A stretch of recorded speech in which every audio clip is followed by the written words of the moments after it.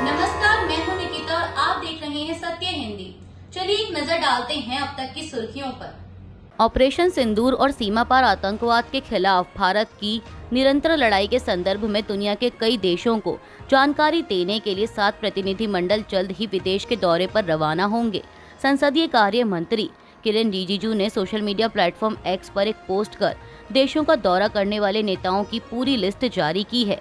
किरेन रिजिजू की ओर से जारी की गई लिस्ट के मुताबिक इसमें बीजेपी, कांग्रेस समेत कई पार्टियों के नेता शामिल हैं।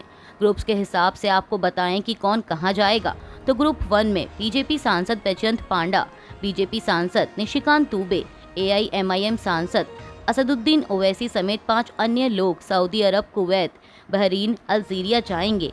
वहीं ग्रुप 2 में बीजेपी सांसद रविशंकर प्रसाद, शिवसेना से प्रियंका चतुर्वेदी समेत 6 अन्य लोग यूके, फ्रांस, जर्मनी, यूरोपीय संघ, इटली और डेनमार्क जाएंगे। बात करें ग्रुप 3 की, तो जनता दल यूनाइटेड से सांसद संजय कुमार झा, तृणमूल कांग्रेस सांसद यूसुफ पठान समेत 7 अन्य लोग Indonesia, Malaysia, Republic of Korea, Japan और सिंगापुर जाएंगे।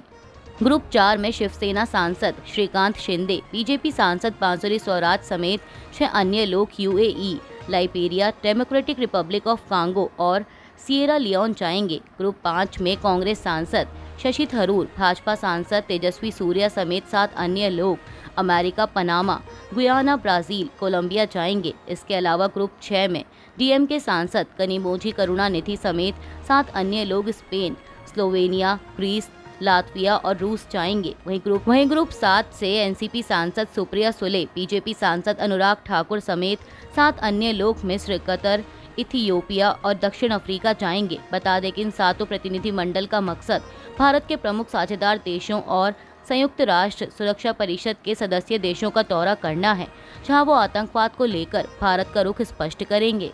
भारत ने शनिवार को बांग्लादेश से रेडीमेड गारमेंट्स और प्रसंस्कृत खाद्य पदार्थों जैसे कुछ सामानों के आयात पर बंदरगाह प्रतिबंध लगा दिए हैं। पीटीआई की एक रिपोर्ट के मुताबिक वाणिज्य मंत्रालय के तहत विदेश व्यापार महानिदेशालय ने इस संबंध में एक अधिसूचना जारी की। मंत्रालय ने कहा कि अधिसूचना में बांग्लादेश से भारत में रेडीमेड गारमेंट्स, प्रसंस्कृत खाद्य पदार्थों आदि जैसे कुछ सामानों के आयात पर बंदरगाह प्रतिबंध लगाए गए हैं। तमिलनाडु के मुख्यमंत्री एमके स्टालिन ने शनिवार को भाजपा के नेतृत्व वाली केंद्र सरकार पर निशाना साधते हुए आरोप लगाया कि उसने अपनी तुच्छ राजनीति के लिए राज्य को शिक्षा नीति रोक दी है। एक पुस्तक विमोचन समारोह को संबोधित करते हुए स्टालिन ने कहा कि चूंकि तमिलनाडु ने 3 भाषा नीति पर सहमति नहीं जताई, इसलिए केंद्र ने 2152 करोड़ रुपए जारी नहीं किए हैं। मुख्यमंत्री ने आरोप लगाया कि भाजपा के नेतृत्व वाली केंद्र सरकार ने अपनी तुच्छ राजनीति के लिए तमिलनाडु को शिक्षा नीति रोक दी है। भारत और पाकिस्तान के बीच संघर्ष खत्म होने के बाद भारत सरकार की ओर से सर्वदलीय प्रतिनिधिमंडल की घोषणा में कांग्रेस नेता शशि थरूर का नाम शामिल होने के बाद हो रहे राजनीतिक विवाद पर थरूर की प्रतिक्रिया आई है। उन्होंने कहा कि पार्टी को अपनी राय रखने का पूरा हक है। जैसा कि स्पष्ट है कि यह सरकार का डेलीगेशन है, तो सरकार की अपनी राय थी कि उन्हें इसके लिए कौन सही लगता है। जब भी मेरे देश को जरूरत होगी मैं उपलब्ध रहूंगा और मैं अपने देश के लिए हाजिर हूं। मेरे मुताबिक इसका पार्टी पॉलिटिक्स से कोई लेना देना नहीं है। केंद्रीय मंत्री शिवराज सिंह चौहान ने शनिवार को कहा कि भारत पाकिस्तान के साथ अपने व्यवहार में किसी तीसरी ताकत को हस्तक्षेप करने की अनुमति नहीं देगा। उन्होंने कहा कि भारत ने हमेशा शांति की वकालत की है, लेकिन उकसावे की स्थिति में निर्णायक कार्रवाई करने के लिए पूरी तरह तैयार है। उन्होंने कार्यक्रम में बोलते हुए कहा कि हम दूसरों के काम में हस्तक्षेप नहीं करते हैं, लेकिन अगर कोई हमारे लिए परेशानी खड़ी करने की कोशिश करता है तो हम उसे नहीं छोड़ते। अमेरिकी राष्ट्रपति डोनाल्ड ट्रंप ने कहा है कि वो सोमवार सवेरे 10 बजे रूस के राष्ट्रपति व्लादिमीर पुतिन से बात करेंगे। शनिवार शाम को उन्होंने अपने social media handle truth social पर लिखा कि मैं सोमवार सवेरे 10 बजे रूस के राष्ट्रपति व्लादिमीर पुतिन से फोन पर बात करूंगा। हमारी बातचीत का एजेंडा खून खराबा यानी मौतें रोकना और व्यापार होगा। उन्होंने लिखा कि इसके बाद मैं यूक्रेन के राष्ट्रपति व्लादिमीर जेलेंस्की और फिर नेटो गठबंधन के अन्य सदस्यों से बात करूंगा।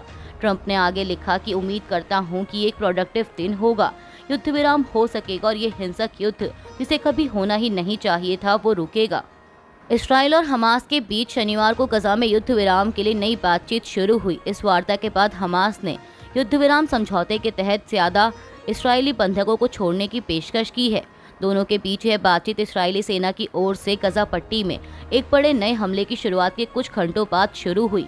एक फिलिस्तीनी अधिकारी ने मीडिया को बताया कि हमास ने 60 दिन के युद्ध विराम और इसराइल की ओर से फिलिस्तीनी कैदियों को रिहा करने के बदले में 9 इसराइली बंधकों को रिहा करने की सहमति जताई है। अधिकारी ने यह भी कहा कि इस नए समझौते के तहत हर रोज गजा में 400 राहत सामग्री से भरे ट्रक की एंट्री और गजा से बीमार लोगों को निकालने की इजाजत भी होगी। वहीं इसके बदले इसराइल ने मांग की है कि बचे सभी बंधकों के जिंदा होने के सबूत और उनके बारे में हर एक जानकारी दी जाए। बता दें कि युद्ध विराम वार्ताओं का यह दौर कतर और अमेरिका के मध्यस्थों के जरिए दोहा में हो रहा है।